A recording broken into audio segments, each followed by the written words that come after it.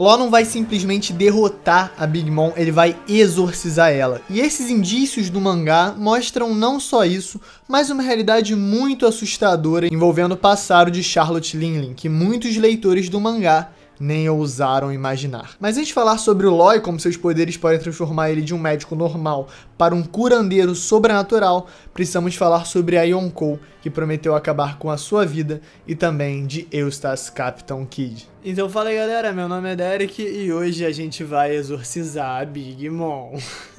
E simbora pro vídeo. Desde a introdução a gente pode caracterizar a temática envolvendo a Big Mom como algo que eu chamo de doces ou mutilação da sua expectativa de vida com brutalidade e força. A Big Mom vive um conto de fadas. O folclore e mitologia que Oda imbuiu em Totland é uma referência clara às animações da Disney do início do século XX, hipercolorido e com personagens vivos e vibrantes. Mas como sabemos bem, por trás de toda essa fofura e beleza, a história de Totland verdadeira envolve muito mais terror, medo, canibalismo, expectativa de vida roubada, postos aviltantes, tudo isso misturado, né, num rio de sangue e geleia de framboesa. E esse é um dos meus conceitos favoritos, porque o Oda apresenta uma versão satírica de uma história que aparentemente é algo fofo e lúdico, quando por trás existe uma verdade dos fatos extremamente assustadora e chocante. Igualzinho às animações e histórias originais da Disney, que são baseadas em contos do século XIX dos irmãos Grimm, contos absolutamente macabros e horripilantes. Os contos originais dos irmãos Grimm são tão horripilantes e bizarros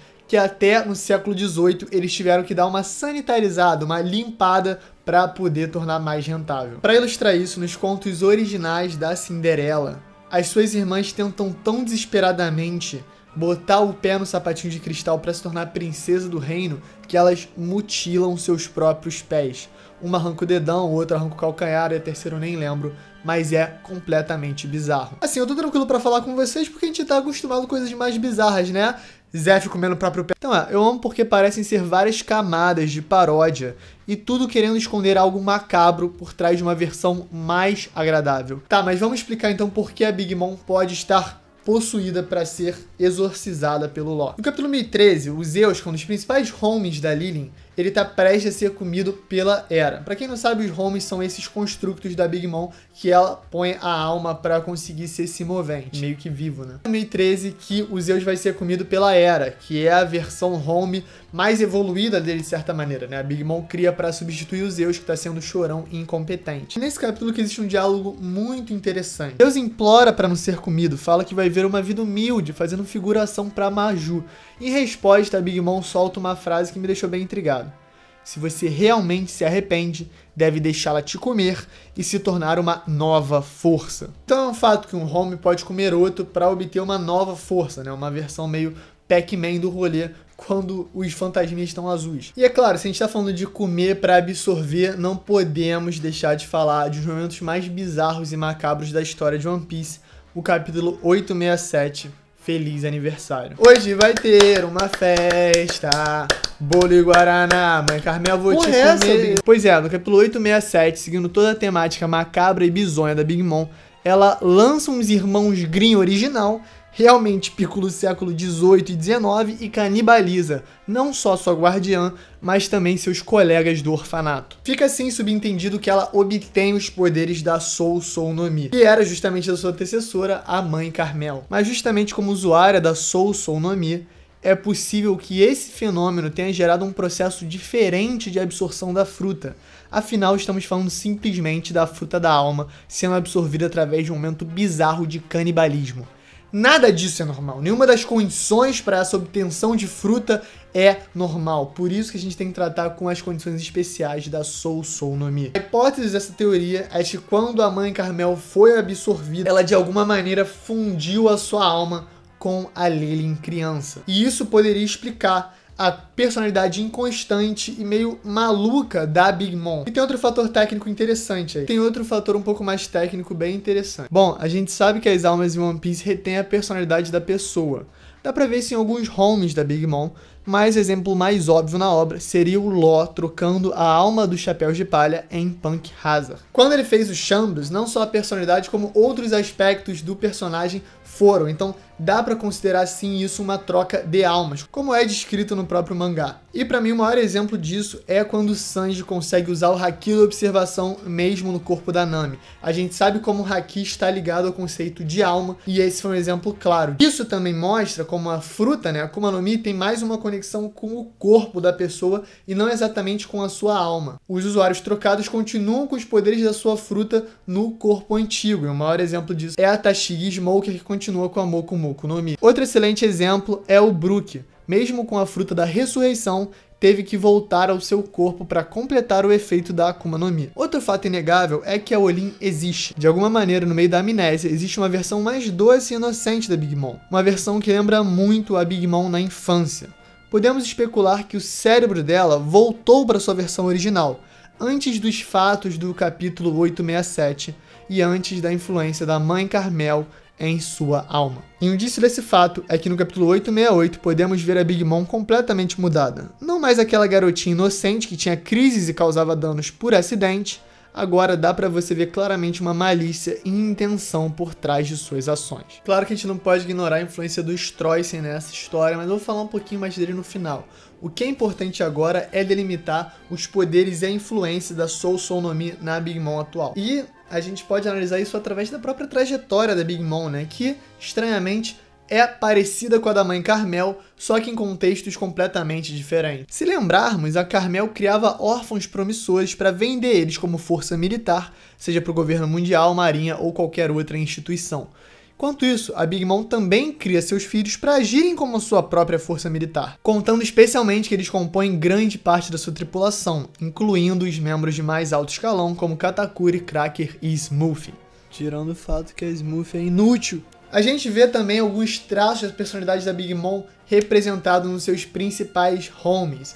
Zeus, por exemplo, lembra muito a Big Mom original, né? A pequena Lily. A personalidade mais infantil e inocente, que só come doces, né? Que nem a Nami dá pra ele, é facilmente enganada e é bem feliz. O Napoleão é um pouco a Big Mom atual, né? Um pouco mais equilibrada. Ele toma sempre as ações necessárias, mas ele obedece a Mama, ele não age sozinho. Prometheus é meio que o filho da Pandora, né? Pandora é um homie que a Mãe Carmel controlava, que lembrava completamente o Zeus, né? Que surgiu daquele incêndio maluco quando a Big Mom teve um ataque com o Shulama. Shulama, a comida nórdica lá.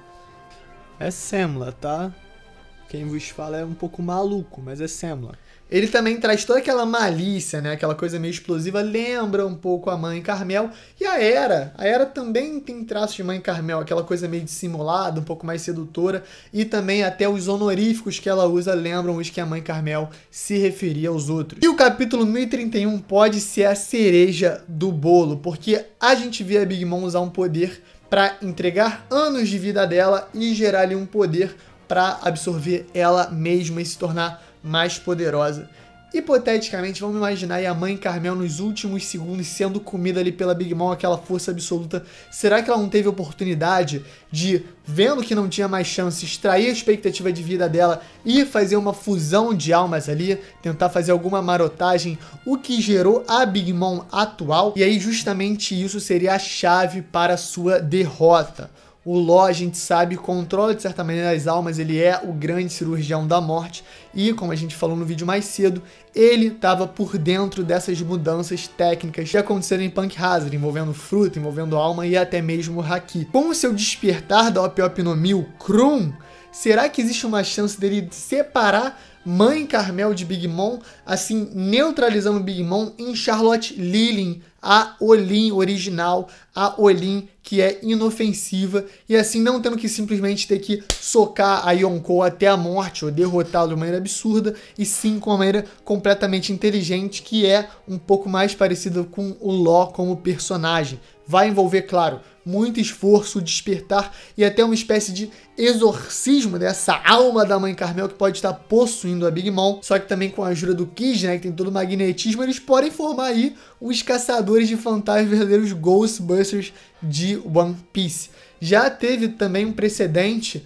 do próprio Kid botando os Zeus ali num mecanismo de metal para contê-lo. O Kid já mostrou essa afinidade com a capacidade de conter certos aspectos da fruta da alma. Eu acho que o Oda, trabalhando os despertares, trabalhando a criatividade, assim como ele trabalhou a criatividade entre Hawkins e Killer na luta pode trazer uma solução bem interessante que não envolva simplesmente derrotar o balão de ferro absoluto que é a Big Mom. A gente já tem várias teorias, né? Vou deixar aqui passando também algumas do Lip muito interessantes envolvendo Big Mom, CP0, esse fator bizarro do 867, mas eu pessoalmente tenho que dizer uma coisa pra vocês. Não acredito muito nessa teoria, tá na descrição pra quem quiser dar uma checada.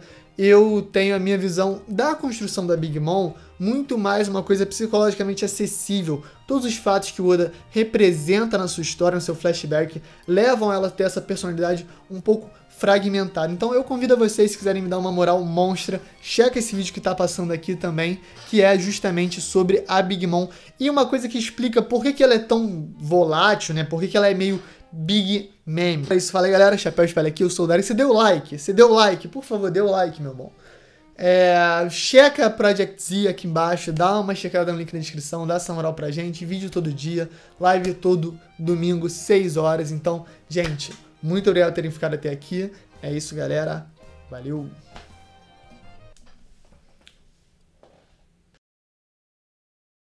Fala galera, Pod Palha Secreto. Eu tava vendo um vídeo sobre as primeiras pessoas a desbravarem o topo do Everest. E até hoje existe uma dúvida na comunidade entre as pessoas que escalam se um cara conseguiu ou não subir em 1923, porque ele nunca conseguiu voltar. Mas será que ele chegou no cume? Não sei, galera. Então esse foi o Pod Palha Secreto e é isso, galera. Valeu!